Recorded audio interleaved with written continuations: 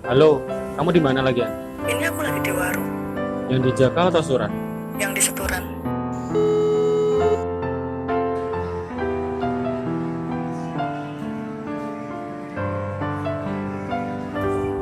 Kamu udah lama? Lumayan. Ya, aku kesini cuma minta kepastian dari kamu. Ya, aku pengen perjuanganku dihargai. Bukannya aku nggak menghargai pengorbanan, tapi aku mau fokus sama usaha ini, sama kuliahku. Aku menghargai kamu, tapi aku nggak bisa pacaran dulu. Ya, aku nggak bisa memaksakan kehendakmu. Kamu silahkan fokus sama karirmu, kuliahmu, tapi izinkan aku untuk bantumu menggapai keberhasilanmu.